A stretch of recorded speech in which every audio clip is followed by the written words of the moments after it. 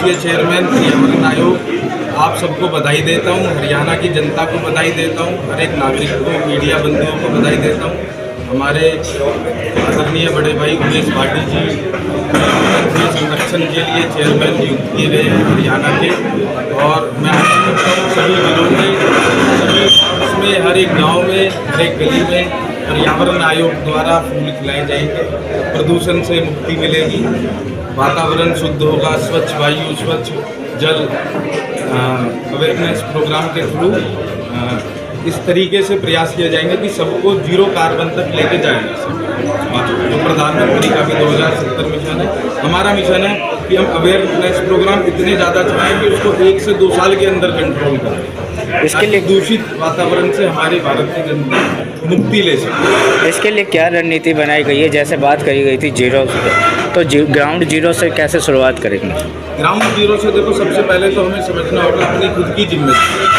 हमें सबसे पहले प्लास्टिक और दूषित वाटर को, सबसे पहले प्लास्टिक को रिसाइकल के माध्यम से, सबसे पहले तो यूज ही ना करें तो बहुत अच्छा है, अगर यूज में आ भी रही है कहीं पे तो रिसाइकल के माध्यम से उसको सही जगह पहुँचाया जाए, जिससे ई वेस्ट मैनेजमेंट उसको नया रूप दे सके। वो मिट्टी में, पानी में कहीं इन्वॉल्व ना हो। दूसरा, पानी में जो हम पानी पी रहे हैं केमिकल ट्रीट करे बिना वाटर को ना डाला जाए, जिसके लिए हम अवेयरनेस प्रोग्राम साथ में प्रशासन के अधिकारियों से हम MOU करेंगे कि किसी भी प्रकार की ऐसी इंडस्ट्री जो विदाउट ट्रीट वाटर को वापस वाटर बॉडीज में जाने से रोक सकते। पर्यावरण को लेकर सरकार हर वर्ष अपनी पीठ थपथपाती है, लेकिन आपको क्या लगता है कि पर्यावरण के लिए काम अनुकूल नहीं हो पा रहे हैं? पर्यावरण आयोग सरकार के साथ और आम जनता के साथ मिलकर अपने अवेयरनेस प्रोग्राम को साथ में जहाँ जहाँ बहुत ज़्यादा प्रदूषण फैल रहा है, चाहे वो पानी का है, एयर का है, किसी प्रकार का है, उसको अपने पर्यावरण मित्रों द्वारा, अपने सदस्यों द्वारा मीडिया के माध्यम से कंट्रोल किया, उनकी कंप्लेंट दी जाएगी, उनको बंद किया। आज मुझे नियुक्ति पत्र मिला है चेयरमैन का, और मैं राष्ट्रीय अध्यक्ष शैलेश गर्ग और जनरल सेक्रेटरी राष्ट्रीय रामकृष्ण जी का धन्यवाद कि उन्होंने मुझे इस लायक समझा कि उन्होंने मुझे इस लायक समझा कि मैं हरियाणा में काम करूँ पर्यावरण के लिए। और मेरा सौभाग्य है क्योंकि आज सबसे ज़्यादा जो दिक्कत है वो प्रदूषण की है, चाहे वो जल की बात करें, चाहे वायु की बात करें, चाहे खाने वाली सब्जियों की बात करें, किसी भी चीज़ में देखें तो सब प्रदूषित है। तो इस पर बहुत बड़ा काम हो सकता है, और मुझे उन्होंने कमीशन ने मुझे हरियाणा का चेयरमैन नियुक्त किया है। उमेश जी, जो काम सरकार नहीं कर पाई वो जिम्मेदारी आप लोगों ने ले रखी है, किस तरीके से इसको ज़मीन पर उतारेंगे? क्योंकि आप एक बात समझिए कि एक आम आदमी के अंदर भी बहुत ताकत है, बशर्ते कि वो कुछ काम करना चाहे। घर से बाहर निकला, उसने देखा सड़क पे गड्ढा है, वो साइड से होकर निकल के अपने ऑफिस में चला गया, तो वो उसकी जो है पावर उसके अंदर है, लेकिन उसने उसको यूज़ नहीं किया। लेकिन अगर वहीं खड़े होकर वो जो है कंप्लेंट करता है तो यहाँ पे गड्ढा है, और अगले दिन फिर वापस जब निकलते वक्त फिर से उसको कंप्लेंट दोबारा करता है, अगर 10 कंप्लेंट आती है सरकार के पास में तो सरकार की मजबूरी बन जाती है कि वो आकर भरे।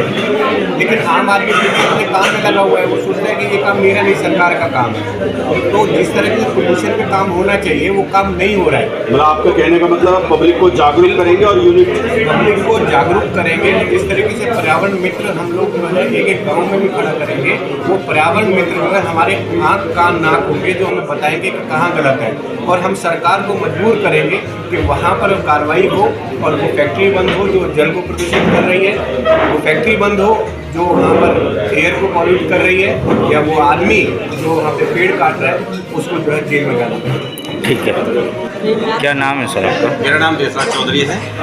आपको पलवल डिस्ट्रिक्ट का जिम्मेदारी दी गई है, किस तरह से निभाएंगे पर्यावरण आयोग की जिम्मेवारी? सबसे पहले तो मैं हार्दिक धन्यवाद करता हूं अपने पर्यावरण आयोग के राष्ट्रीय चेयरमैन भाई शैलेश गर्ग जी का, जिन्होंने मुझे पलवल जिले की पर्यावरण आयोग की जिम्मेवारी DHO के रूप में दी है। और आज हमारे हरियाणा प्रदेश के जो चेयरमैन की जिम्मेवारी बड़े भाई उमेश भाटी जी को दी गई है, मैं अपनी पलवल की पूरी टीम की तरफ से उनका हार्दिक आभार व्यक्त करता हूं और उनका स्वागत वंदन अभिनंदन करता हूं। रही पलवल की बात कि पलवल को हम प्रदूषण मुक्त कैसे बनाएंगे, सबसे पहला हमारा अभियान चलेगा। हम गांव-गांव के अंदर लोगों को अवेयर करेंगे, जागरूक करेंगे कि अगर हवा शुद्ध नहीं रहेगी और पानी शुद्ध नहीं रहेगा तो लोगों का जीवन भी अशुद्ध हो जाएगा। इसलिए वो पेड़ पौधों को न काटें और पेड़ पौधों को ज़्यादा से ज़्यादा लगाएं। चाहे बच्चे का जन्मदिन हो या शादी की सालगिरह हो, हम लोग वहाँ पर लाखों रुपए खर्च कर देते हैं, लेकिन एक 10 रुपये का पौधा नहीं लगा सकते।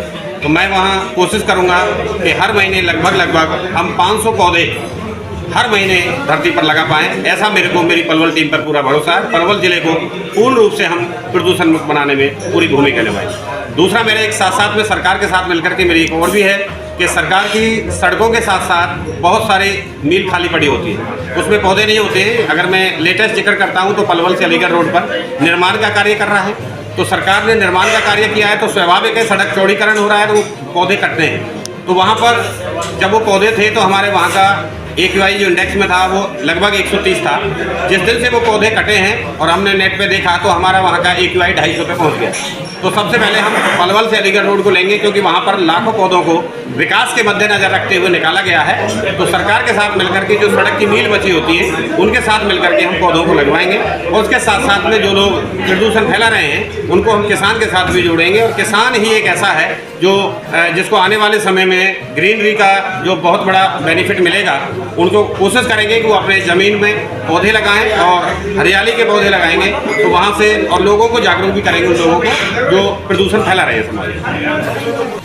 क्या नाम है सर आपका? मैं Rajneesh Garg, district head officer Ghaziabad. Sir आज पहुँचे हैं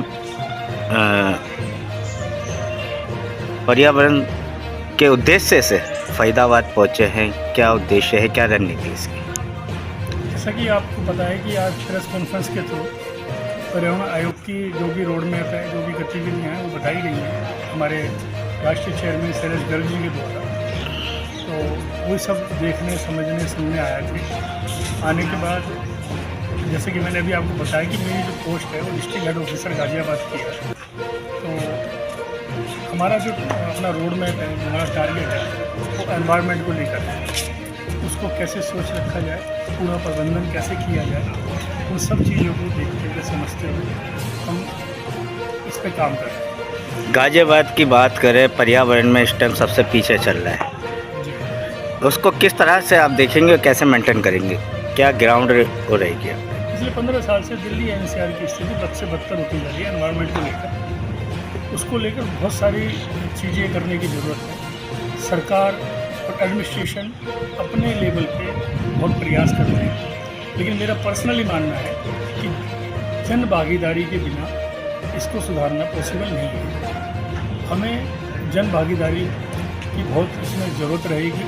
और हम अपने इस रोड मैप में हमने एक पॉइंट और शामिल किया हुआ है कि लोगों को हम अवेयर करेंगे कि आपको किस तरीके से अपने एरिया को, अपने घर को, अपने आसपास के इलाके को साफ रखना है, स्वच्छ रखना है।